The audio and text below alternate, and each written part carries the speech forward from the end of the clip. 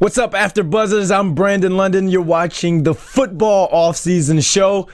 There's basketball on TV, NHL on TV, but we're going to talk football. We have Luke Mullender calling in. We have Shea Emery calling in, and a very special guest, new Alouette DB, Javon Johnson, and it's all coming up now. You're tuning into the destination for TV superfan discussion, AFTERBUZZ TV. And now, let the buzz begin.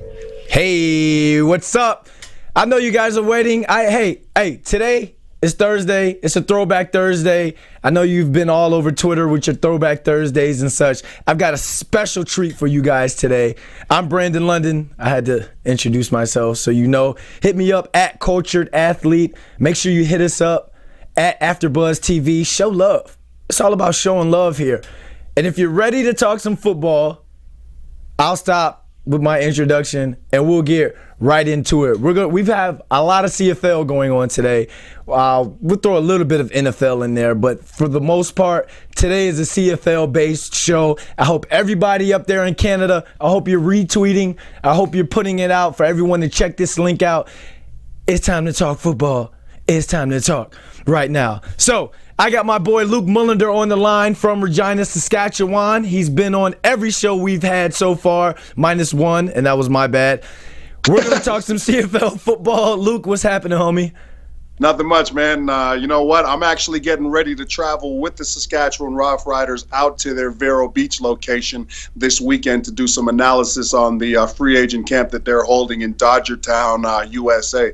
So it's getting excited, man. As I told you before in the pre-show, man, there's going to be a lot of football coming up here that we can chat about. So are you just said that you're traveling with the team. Are you traveling with them as, assistant GM working with the squad, or are you media? You're media now. No. Just we'll travel up there as media, and we're gonna do our installments that we always do on Riderville.com to help Rider Nation out with the players that are there, and do some analysis on there, and then we'll do some radio show down there on the Sports Cage, which is the local sports show out here in Saskatchewan.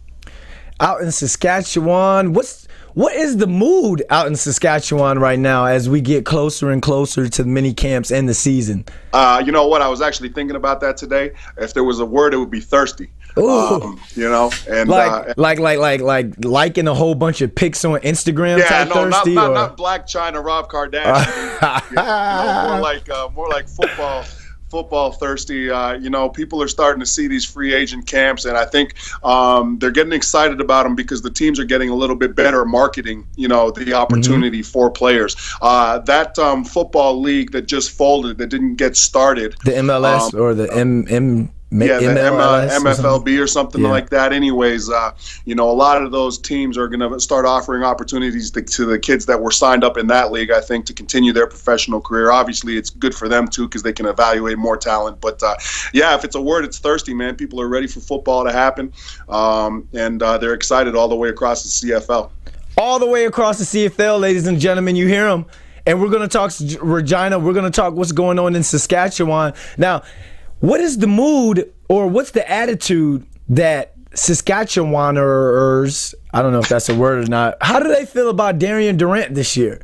Well, you know what? I think there's a little bit of with Darian Durant. There's a little bit of both. There's a little bit of pessimism and there's a little bit of optimism. Okay. One of the optimism obviously comes from number 4 is your franchise quarterback, and he's the face of the franchise. And they've seen the results over the last 2 seasons without number 4. And they haven't been good. And I think there's also a little bit of anxiety about the thing too, because at the same time they haven't seen number 4 throw the football consistently in 2 years. So I think that they're obviously going through some emotion, but I can't wait to see him throw. I know how hard he's been working after talking to him, on and off during the off season. He's never worked as hard as he has this year in his whole career, and that's going to pay dividends for him. And you're looking at a guy that, hey, this is the leader of the squad, and he's going to come back and when he starts throwing, there's a whole bunch of new faces, and a lot of those faces aren't necessarily used to having developing his leadership. So it's going to be an interesting dynamic. I think that it's going to be helped out a lot, though, by Chris Jones and his Grey Cup winning staff here to facilitate the culture and the results that they want.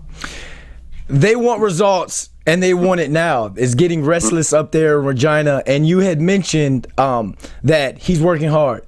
He's back now, and you also mentioned that they're thirsty. So with thirstiness gets translated into restlessness. So let's say the first five games of the season. Let's say they start off, or you guys, Regina, the Saskatchewan Roughriders, start off 2-3. Yeah. But it's not necessarily his fault. Let's say receivers are dropping balls. He's getting inconsistent play from his weapons. Yeah. Do the boo birds come out? Or out here in Saskatchewan, it's 10% of the fans, they make about 90% of the noise, is what we usually say. And here's what Saskatchewan Rider Nation has to, because Rider Nation essentially is all the way across the world. Here's what people have to understand: this is going to be a talented group, but it's also a group that hasn't worked together before. Yeah. There's a lot of new faces, and you may have the franchise quarterback, but you know what? Yeah, they haven't worked together. So they're going to take a while to gel as a unit. You can. Granted, having training camp this year off-site is going to be a benefit for them, because you can mesh as a team. From all your experience at Bishops and how taking the Alouettes and developing that team away from Montreal prior to the season starting is so beneficial for a club. But you know what? If they start out 1-4, 2-3, you know what? You can't hit the panic button on a team that's got talent but hasn't really had a chance to work together a lot. I see this team. During the season, I see this team being really, really strong near the end of the season. But you know what? They might have to go through some growing pains early, and that's just fine. You know how it is, B man. It's as long as you make it to the dance, you got a shot in a 9-team league. In a 9-team league, ladies and gentlemen, you definitely have a shot. But here's the thing: 2-3, they start off 2-3. Someone has to take the blame for that. Chris Jones or Darian Durant. And like you said, what? 10%, it really depends, 10% right? make 90%. Well, my bad to cut you off, but just 10%, like you said, 10% make 90% of the noise. That's a lot of noise. Yeah. You have to win that 10% over. Well, here's the thing, man. I mean, people are just going to have to get used to that, and get used to the fact that this is not a team that they're traditionally used to. This isn't a team that, has all their, we're looking at a team that's in a fan base that's used to seeing a certain group of guys together. Weston Dressler, John Chick. We've addressed that on this show. The core guys aren't here anymore. And that plays a role in results. And the quicker they can assimilate into the culture that this coaching staff wants to put forward, the better, obviously. But I think that people are going to have to understand that this is a relatively new group, and that's what they're so excited for. They're so excited to see new players, but they have to understand that with new players, there's a whole different set of circumstances that need to be navigated through during the early part of the season, especially. But you can't count on the traditional fan or a diehard fan to just be like, oh, we got new guys, new players, new pawns. You guys gave Chris Jones some money. Yeah. You doubled his salary after winning that Grey Cup in Edmonton. Yeah. So I think that replaces the patience of waiting for new players and such. We paid you almost $500. I think it was like $500K. We paid you a little bit more than that. Yeah. Oh my gosh, Chris Jones. Do you need like a Manny or somebody? Yo, I could come cut your grass or something. I charge $100,000 per blade. Here's the thing. So with bringing in Chris Jones and his staff and John Murphy from Calgary, one of the things that the Riders have done is they've bought time. People understand that everybody in this front office now has won in different locations. Chris Jones has 4 Grey Cups. John Murphy has been part of Grey Cup winning teams. J.O. has been part of Grey Cup winning teams. So people understand that this organization like they have football people and they know what they're doing. So that's not going to be the question. You know what I mean? And I think that they just need to ride out the bumps and bruises. But here's the thing. I mean, if you look at the rest of the Western Conference, people are starting to throw out their predictions. You know, Rod Peterson, a friend of mine, made huge waves in the CFL last weekend by predicting the standings of the Western Conference. And one of the things that people aren't thinking about is that the other teams in the West haven't gotten that much better. If you look at Edmonton, they've probably gotten, they've taken a step back. They don't have their entire coaching staff. They've lost some key starters in there.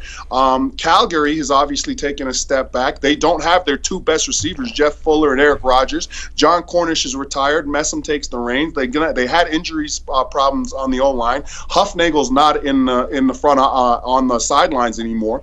Wally's back in BC, so who knows how that's going to work out, right? He's got to deal with his staff, and they're relatively fresh. And Winnipeg, I mean, they went out and they bought a bunch of key free agents, right? They spent a lot of money, but I mean, you know how it is, man. You can spend all the money in the world, and sometimes that doesn't work out.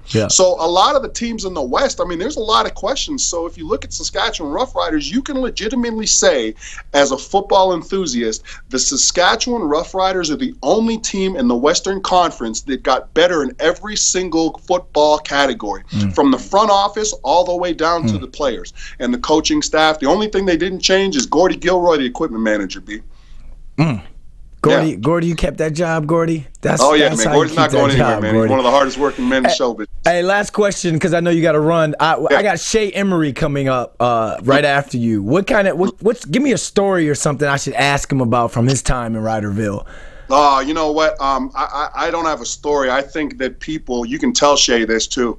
I really believe this. People really missed out on a very good football player. People missed out on a guy that can help this team, because they didn't see a lot of him, and he wasn't in the community when he was hurt. I think people really missed out on Shea Emery and what he brought to the table, and it's one of the more unfortunate things that's happened over here in the last few years is signing a guy like Shea Emery and then not being able to utilize him as a person and as a football player. It was unfortunate, but you know what?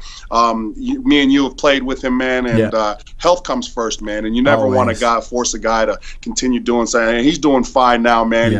He's got his family situated. He's got some incredible work with the wellness projects that he works on going. So we just, you know what? Yeah, it's just unfortunate that the people of Saskatchewan didn't get to see as much of Shea Emery as they should have. This is why the CFL on TSN needs to hire me and Luke Mullender. We come as a package deal. You see what we just did in 8 minutes? Absolutely, man. Well, you got a great thing going, man. You're on Maury Povich and everything, man. That's got to count for something, brother. One step at a time, baby. Go ahead and tell the people where they can find you, Luke. Hey, man, on Twitter at LukeMull95 and our blog site, properspective.ca. Catch us this week on Riderville.com. We're going to be doing some pretty cool analysis for the Saskatchewan Roughriders and Rider Nation. Hey, take it easy, brother. Appreciate you coming on, man. All right. Hey, that's Luke Mullender, ladies and gentlemen. You know he's on here all the time. You know him. You know how we get down. You know the dichotomy. I was in a hosting class this weekend. We were talking about the dichotomy between two hosts. It works. CFL on TSN, hit us up. Next up, we have Shea Emery, who just retired this season after 8 to 10 years playing in the CFL, Canadian native. Like, the guy can ball. We're going to talk to him as soon as we get him on the line, as soon as we get him going. We're going to see his thoughts on the change in the CFL PA, Jeff keeping in, Scott Flory out. I played with Scott Flory, and you heard me and Luke talking about that situation last week. So I want to get Shay's thought on this, most definitely. But there's not, if you're a huge CFL fan, I almost knocked over my cup. There's not a lot going on when it comes to the CFL at this time right now. So we're calling Shay right now. So as soon as we get him on, we'll go into that conversation. But there's really not that much going on. Your rosters are pretty much set. You have mini camp coming up, and you're rounding out these rosters and such. So there's not much going on but mini camp. But we do have Shay on the line. Look at this guy. Look at the beard. My guy, Shea Emery. What's up, man? How you doing, bro? I'm chilling, man. Chilling. Glad to have you finally on, man. Glad you're a busy man. You're a hard guy to keep up with up there.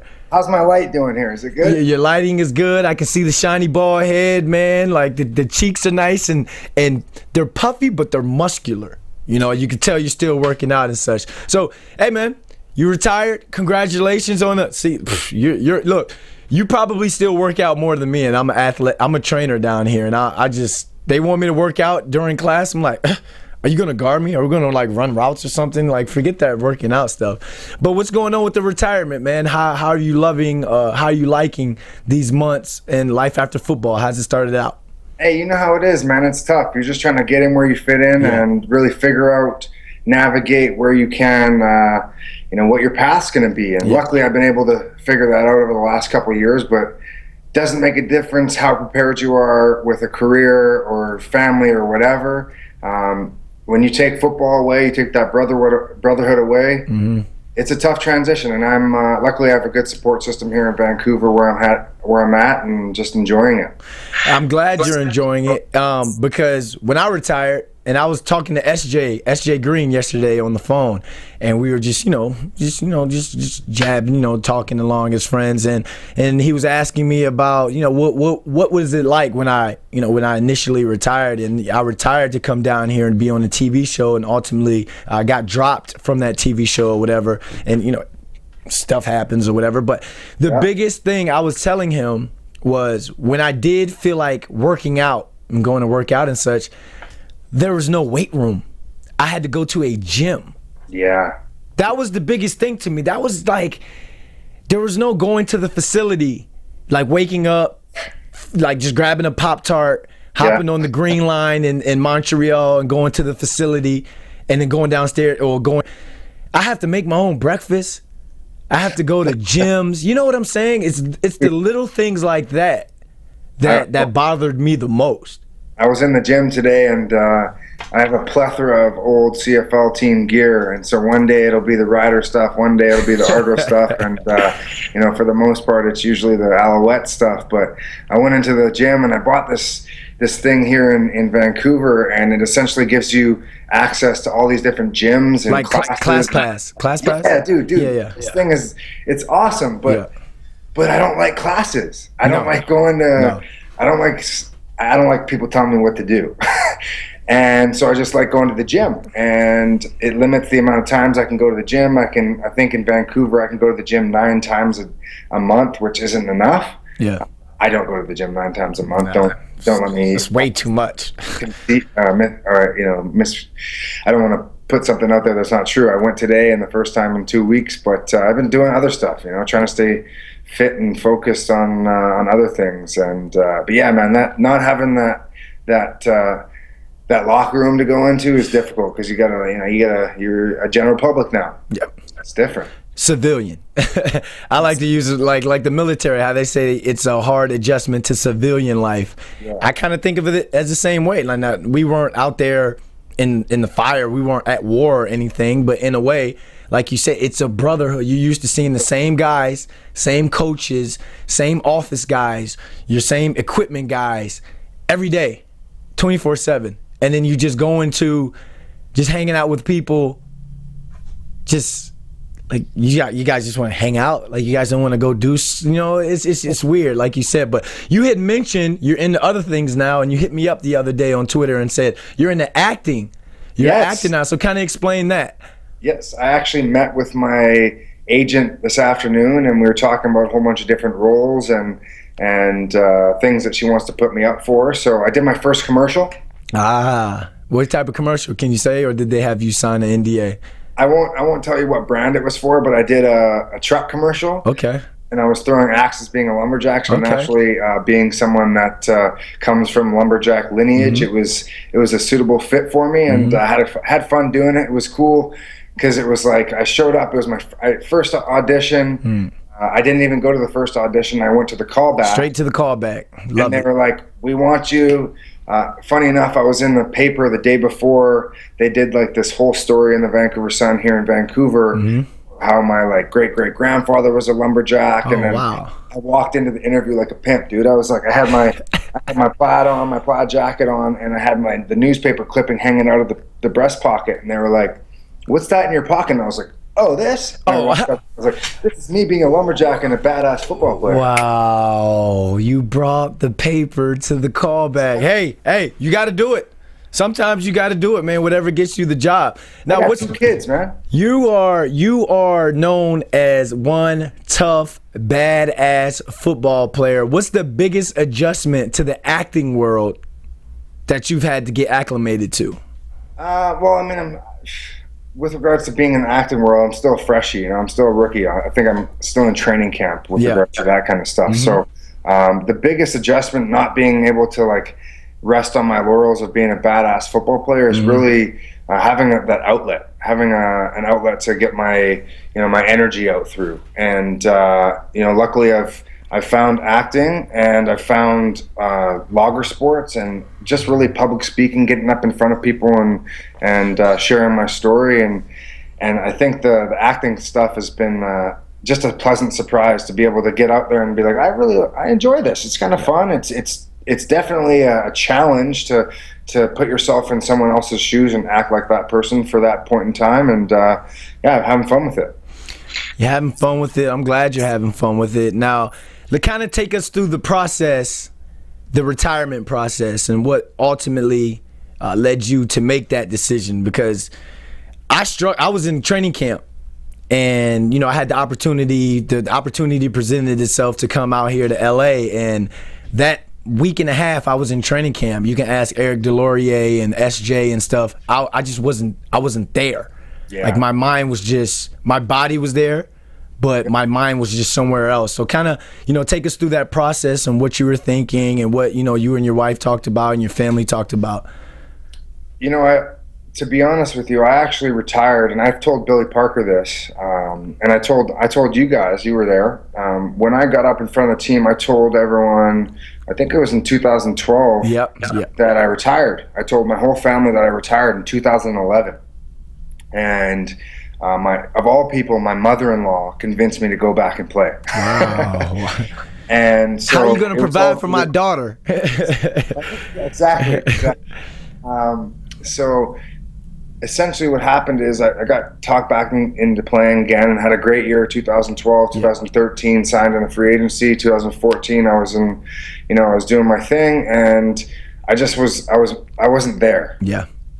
I had the concussions, and all the stuff was happening in Canada with regards to NHL guys taking their lives, and my history with depression and mental health stuff. And so I was just like, I didn't see myself in a healthy space on the football field, because I was just doing more damage to my brain, especially in the position that I played. So we've been talking about transition for 2-3 years at that point in time, and I got a concussion 16 minutes into this past season, and I said, I'm done, babe. I can't do that anymore. Yeah, it's a scary thing, man. Like I've had 2. Yeah, it's a scary thing, and I tried to rush myself back. Got hit the next week, and still tried to play. But it was in Edmonton, right? It was in Saskatchewan. Brackenridge knocked me out. The next week, I tried to come back against BC, and I got hit by, I think it was Dante Marsh and Anton McKenzie both hit me, and my mind was just. It just wasn't right for the rest of the season. Yeah, and people have to understand, like, once you get into that as a football player, people like the movie Little Giant says football is 20% physical, 80% mental. And they're so right, because if you don't step on the field and you don't have that swag and you're not locked in and you don't know the plays and stuff, you don't have your mental right, then you I don't care how big, fast, or strong you are, you're worthless. You're nothing, and that's kind of what it was. For sure. And I remember that, you going through that process and being where I'm standing. We talked about it. I kind of talked to you. I think you were with Toronto at the time, right? Yeah. And we kind of talked about it. I remember that now. Yeah. So I've seen so many guys go through what you went through, and I've talked with you about it. I've talked with other guys that I played against. That never played with me would call me and say, what do you think I should do? And I'm sitting there like, I'm supposed to play you in 3 weeks. Like, why are you calling me? And it's just the openness and me being able to like recognize, like, dude, I don't really care that I'm talking about it and people think I'm a concussion case, because I'm not a concussion case. I'm just open. I just talk about it. Everybody gets them. And so that's really what led me to retiring, is taking care of my health and, trying to be an advocate and really a champion for young athletes, being able to recognize those signs within themselves when they're on the football field and just say, hey, the game's a beautiful game. It gave us both so much and provided us with a platform that we wouldn't trade in for the world. Never. But it's going to change. It's bound to change, and I don't have any answers. I don't have the answer at all. But I just want to be a part of the process and really, helping whatever transition take place. And it's great that you realize that, because a lot of people, like we said, they keep going. Like, that's all we know. Mm-hmm. That's most people. That's all they know in the NFL, CFL. You want to get hands down. You want to get as many years as you can. But there comes that point where your mind kind of shifts, and it's like, what am I going to do next? What's the next step? What's the next step? And you've kind of taken that step with your acting and your public speaking and such. And I see this. You're involved with the Wellness Project, is what it's called. It's called Wellman. Wellman. Yeah, Wellman. Can you kind of explain what that's about? Yeah, so Wellman is a men's adventure club. So we rewild men back to nature, and essentially, it exists simply to provide men with modern day survival skills. And what that looks like for you is going to be different for what it looks like for me. Especially, you live in one place, I live in another, but it really is about taking guys back outside and connecting them with themselves and with each other, by taking away their phones, giving them an experience that really doesn't allow for outside interruptions and just allows dudes to be present with one another. And it's really based around an activity, a really physical activity that allows guys to really connect with their physical nature. The way that we like to express ourselves is through some sort of physical action, at least for the most part, and then also connecting that part with conversation and just being a dude and everything that comes up within people's lives, and just conversation around what it takes to be a man in the modern world.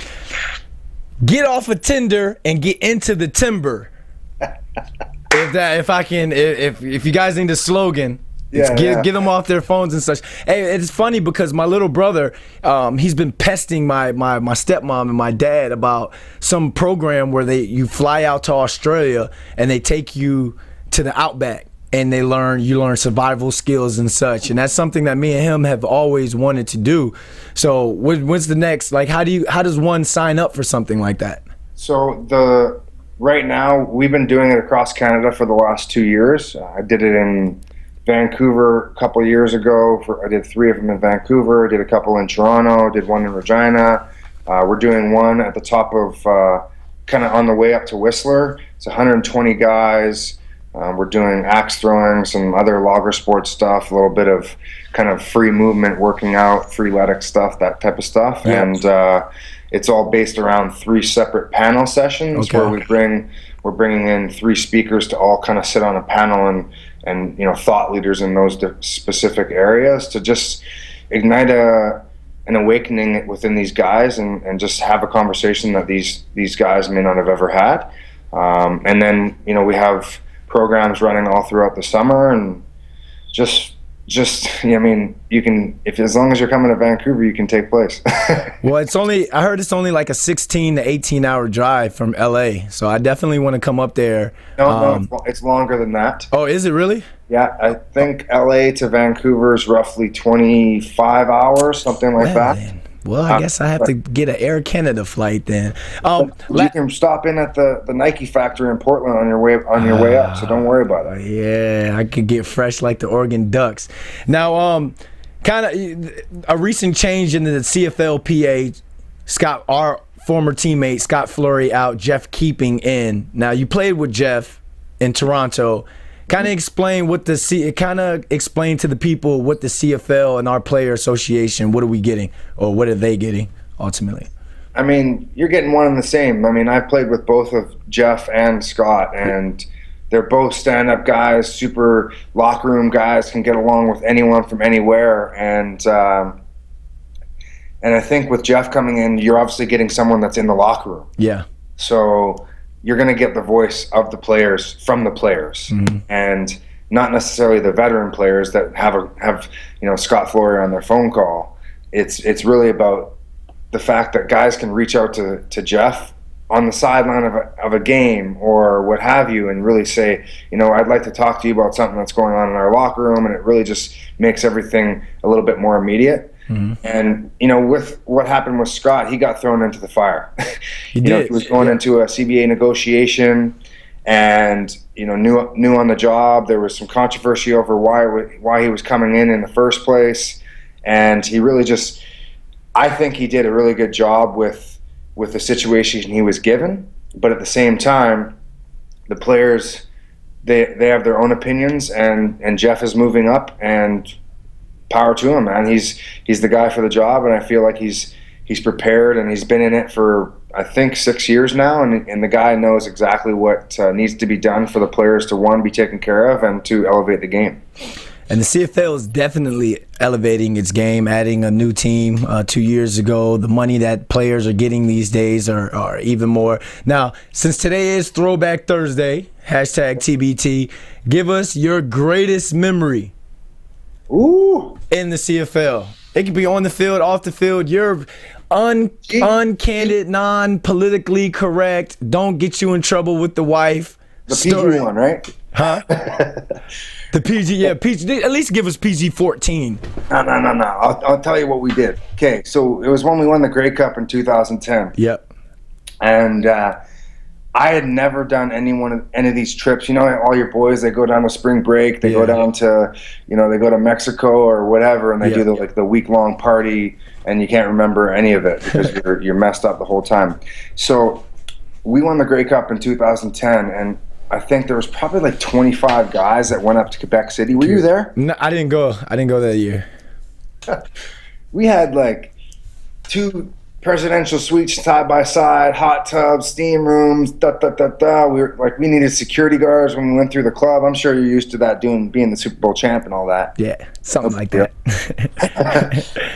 Man, that was a good time, and I just remember, like, all the old boys were there, and the young cats were there, and it was just a good time. Guys celebrating, that short time we spent together, and just everything was in between the lines, so it was pretty cool.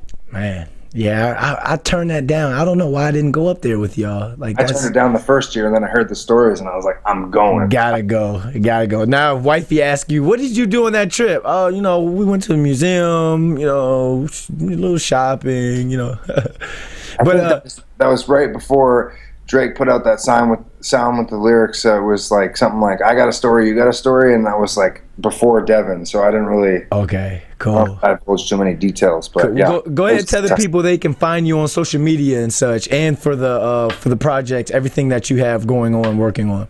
Yeah, so you can find me on all social medias at Shea Emery, SHEAEMRY, and Wellman is at Wellman. It's pretty easy. WELLMEN. And then we also have an axe throwing league. So we have a mobile axe throwing experience. We can come do bachelor parties, stags, all that kind of stuff, corporate events, birthday parties, kids parties. Everything. Ding with the eye wink. Hey, thanks, Shay, for coming on, man. I appreciate it. And good luck with the acting, man. Let me know how all that goes. We got to shoot something sometime. Appreciate it, man. Thank you. Take it easy. Ladies and gentlemen, that was Shea Emery. You know him. If you're a CFL fan, you definitely know this guy. He was a real badass up there, one of my former teammates. Next up, we're about to call Javon Johnson. I used to play against this guy all the time when he was in Winnipeg, played against him when he was in Ottawa. Now I'm about to interview him. We have questions. I asked you guys on Twitter what kind of questions you wanted me to ask him. I want to know what he thinks about the state of the Alouettes. He's going into a situation right now, if you guys don't know. So, Javon Johnson's coming up on the line. We actually got him now. What's up, man? Can I call you? What do we call you? JJ, Mr. Consistent? What are we calling you, man? Hey, man, you could call me whatever you want, man. It's your world. Hey, what's going on, man? I appreciate you coming on, bro. I'm just chilling, man. You know me. Where you at right now? I'm back home in Erie, Pennsylvania. Okay, so that's where you live, Pennsylvania. Now, I saw something that you're going up to Winnipeg or back out to Winnipeg for I don't know if it's the Javon Johnson Skills Clinic or you just work with DBs up there. Explain that. I'm going out there to work with the Manitoba U17 team. Okay.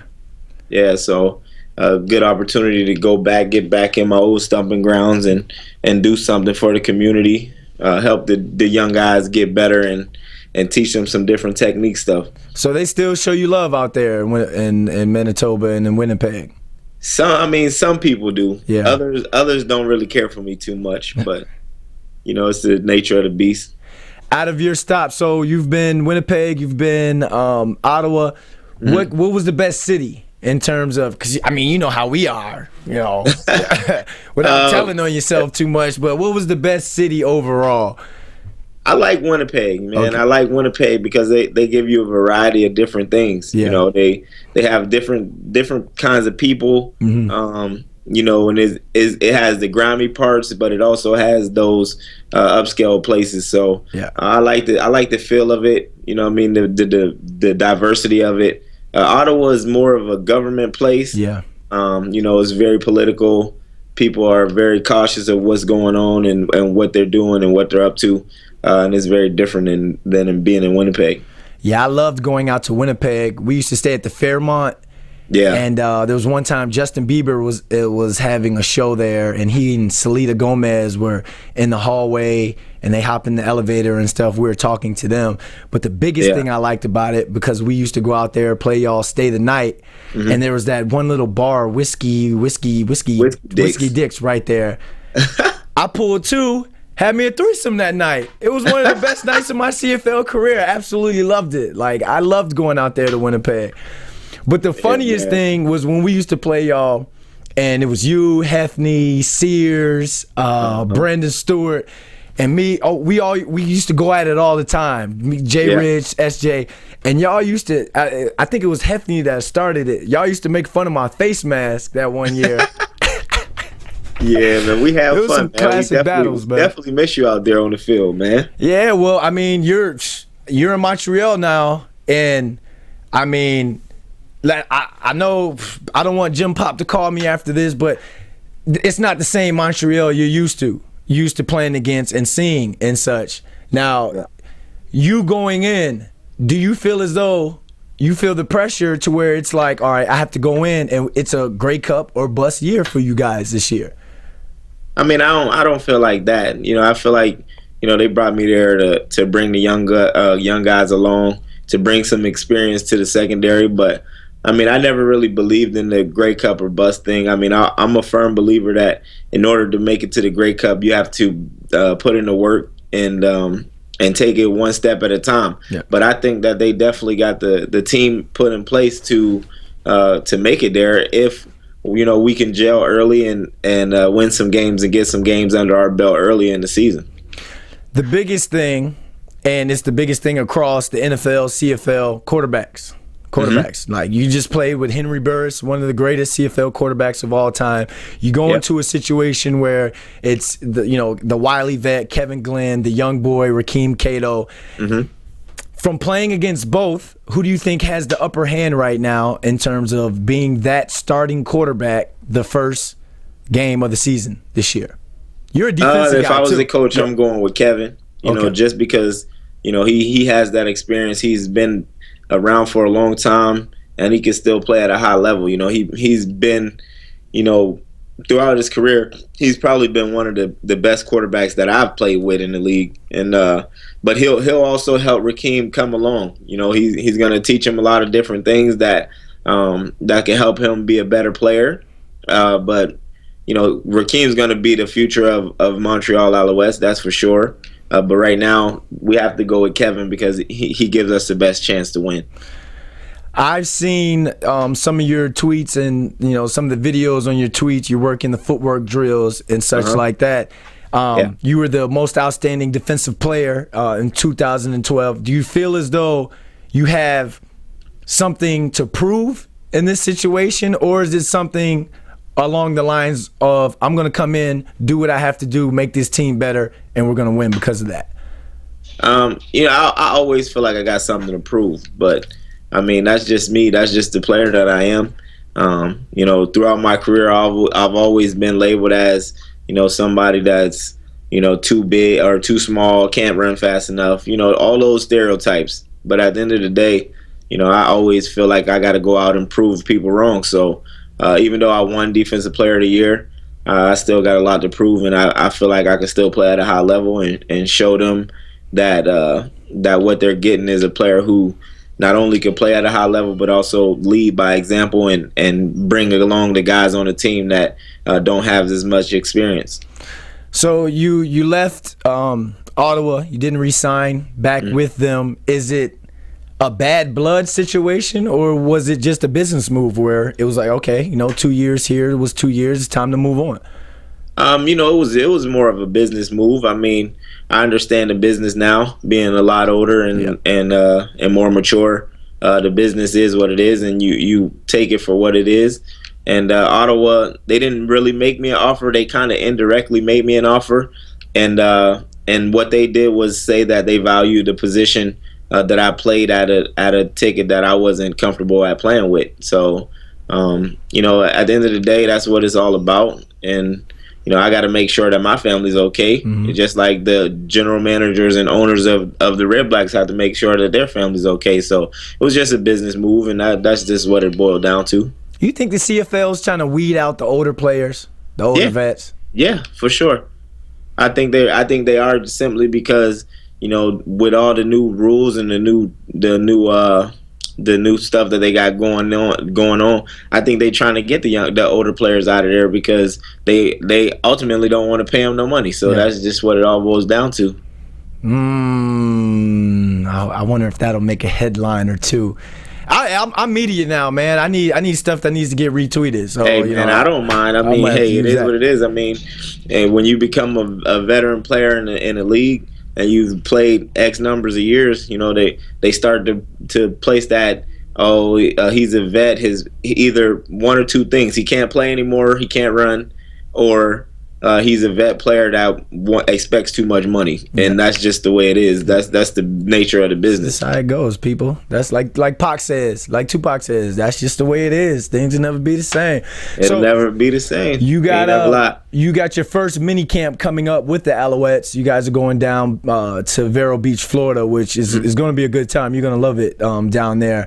What kind of things this year in your off season have you pretty much kept it the same? Have you tweaked some things or added some things to the regimen? What type of things have you been doing to get ready?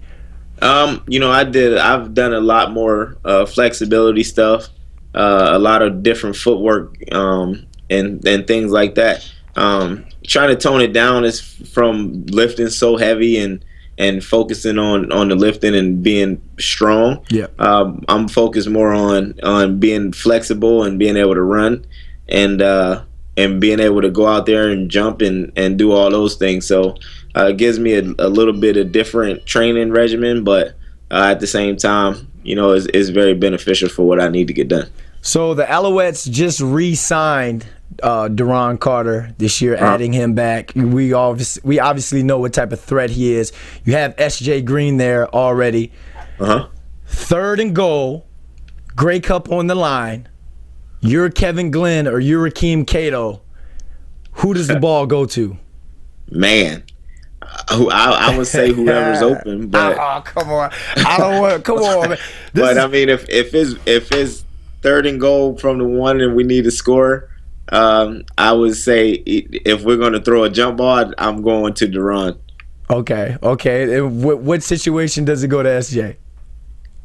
If we get man coverage, press man, and you could run SJ off of a screen off of another guy, then I go to SJ. But if we have to go 1-on-1, man to man, and we gotta get the ball in the air, I'm gonna throw. I would take my chances with throwing it up to Duron.